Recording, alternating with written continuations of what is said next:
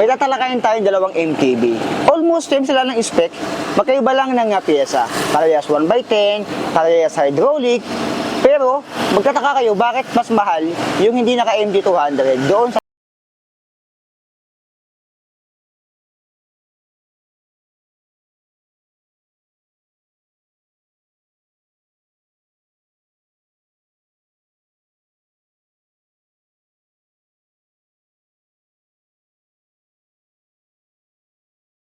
dalawang MTB na napakaliit ng price difference nila, pero isa dito ay naka MT200. So mahulaan nyo ba kung ano yung naka MT200 dyan? So kung nanonood ka ng mga vlogs ko, mga content ko na buy check, alam nyo na kung sino. So ang naka MT200 dito ay si Tosic X-Force 2.0. Itong 2.0 ng X-Force, last year, yung old version niya, naka-sip simmers to, pero ngayon, in-upgrade nila ng MT200. So kung di mo napanood yung recent buy check ko dito, yung update, ang mga nabago lang talaga dito, from last year, yung kanyang kulay, yung Tosic, naging chameleon, na nagbabago-bago yung itsura. Ito naman, nagkaroon ng plastic dito, dati wala to. And yung dati ay 42 teeth, kung di ako nagkakamali ngayon ay 46 teeth na yung nilagay dito. And alloy seal bearing, almost same lang din naman ng last year. Yung ibang pyesa, yun lang talaga yung mga nabago. Yung MT200, yung Tosic dito, na naging chameleon. Ito, nagkaroon siya ng plastic. So yung complete batch ko niyan, nasa channel ko lang din. So yung seat post nito ay 27.2, 34, 11, 46 teeth, 10 speed yan naka RX Sensa to. So yung RX Sensa, hindi ko alam kung maganda shifting yan, kung ganyan ang gamit nyo, comment down below, bigyan nyo kami ng feedback kung maganda ba yung shifting ng RX Sensa, yung RD and yung kanya shifter. Yung gulong ito, parehas silang 27.5. Itong isa by 125 Kadeen Race. Ayan, ito yung Ragusa, parehas na alloy seal bearing to. And alloy din, halos wala itong bakal. Ito lang talaga yung nagpapangit dito. Ito yung kanyang handlebar kasi bakal pa to. So sa sarili kong opinion, ang pinaka nagpaangat dito siguro yung MT200 niya. Ayan, MT200 dating naka-sip simmers. Ito para sa akin siguro nagkaroon siya ng konting appeal dyan. Medyo kakaiba kasi bihira makita ng nagka-chameleon yung baba. Yung brand niya dito, so Tosic X-Force. Dito naman sa kabila, ito halos lahat sa kanya ay alloy. Pati yung handlebar nito ay alloy din. Ito nga lang, ayan, naka L2 A7. So 10 speed din yan. Ang kaibahan nito sa isa, ito yung mas kilala ng karamihan or masubok na. Itong L2, sobrang daming gumagamit ito. Parehas lang to, square taper, 170mm. And ang kaibahan lang ito dito, kung ito ay 11, 46 teeth, ito naman ay 11, 36 teeth. Ayan, hanggang 36 lang yan. Itong isa ay 40. So 11.42 teeth versus 11, 36 teeth. So parehas na seal bearing to, alloy yung gulong 27.5 din by 2.125, almost same sila ng gulong. And yung frame nito parehas alloy 6061, cable routing. Ito naka full internal, zero wick 650. Ito ay meron siyang external. Yung kanyang brake caliper, yung Tosic X-Force. X-Force. Yung seat post naman ito mas malapad. 30.4 yata ito kung hindi ako nagkakamali yung seat post nito. Ayan. Tingnan natin. 31.6 pala. Ayan. So mas mataba yung seat post na ginamit dito compare dito kaya no. Kaya X-Force, ito ay 27.2 lang. Sa seat post siguro mas pipiliin ko dito. Ito. Mas gusto ko yung mas mataba na kasi mas matibay ito para sa akin yung mga ganito. Ayan, kita-kita nyo naman dito. Ito. Ayan, meron siyang reinforced gasket kasi pag umahaba na to, nagkakaroon ng reinforced gasket, pasuporta yan dito.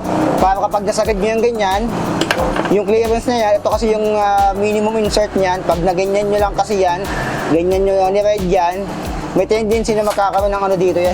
Baba. Magkakaroon ng lamat dito yan. So yun yung kagandahan kapag sinusunod nyo yung minimum insert, mas hahaba yung buhay ng frame nyo kasi pag nagkalamat yan dito, ay malaking problema yan. Ito mas maiksi lang yung kanyang seat tube dito, pero ayan, mas mataba to. Yung mga head tube nila parehas lang na tapered yan. Ito ay tapered.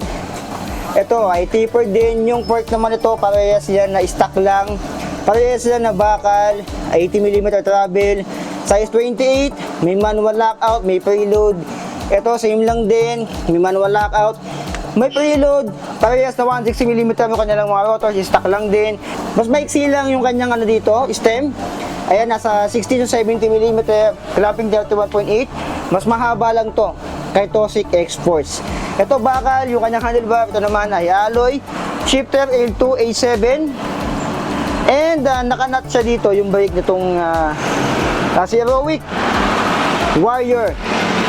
So sa sarili ko opinion kung tatanungin niyo kung sinong mas sulit sa kanilang dalawa, kasi may nag-comment sa akin na i-compare ko daw itong dalawa, kaya ginawa ko ng content. Si Tosyk X-Force 2.0 versus si Heroic Warrior 650. Sa sarili kong opinion, kung ako ang bibili ngayong taong 2023, siguro mas pipiliin ko pa rin si Heroic Warrior. Si Heroic Warrior pa rin talaga ako kasi mas feeling ko mas solid to. Ayan, mas solid yung build nito kaysa dito. Ayan, kita-kita nyo naman dito, meron siyang reinforced gasket.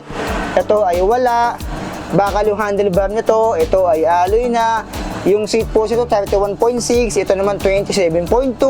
Ito nagbuka siyang chip dito, may plastic. Ito naman ay wala, ganito. Pero mas gugustuhin ko na lang na ganito yung nilagay nila dito. Ayan, ito naman ay 11 42 teeth. Ito ay 11 36 teeth. So yung 36 teeth, palag-palag na rin naman yan. Naka-Heroic, parehas lang stainless steel na ginamit. 32 yung kanilang mga spokes dyan, parehas yung fork na bakal. So ang lamang lang talaga nito na malaki ay 11 42 teeth. Yung sprocket ito mas malaki ng konti doon kasi 11 36 teeth lang yan.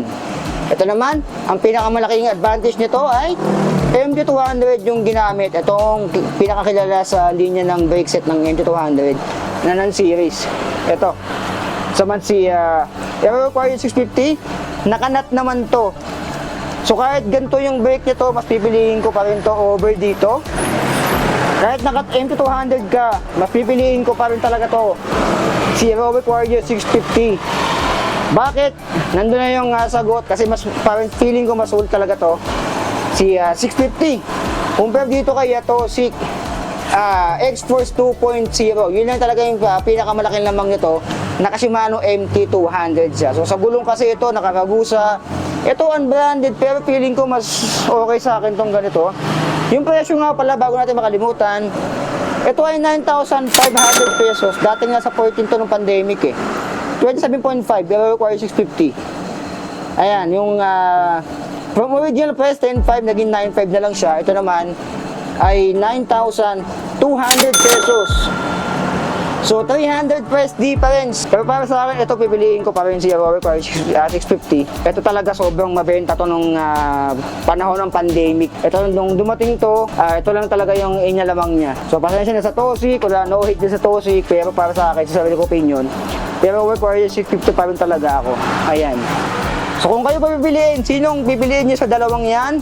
Heroic Warrior 650 ba? 9,500 pesos.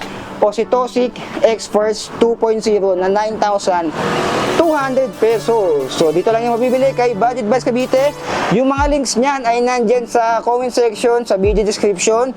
Kung gusto nyo orderin to via Shopee, pwede, hindi ako magagalit. Nandyan na yung link.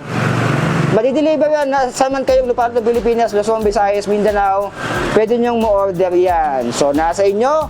Alam ko may pipili din sa inyo kay X-Force dahil naka MT200 to, pero ako dito talaga kay Heroic Warrior 650. So kung kayo, sinong pipiliin nyo? Comment down below. Like, comment, share, and subscribe. So be it. I love you all. Zanya.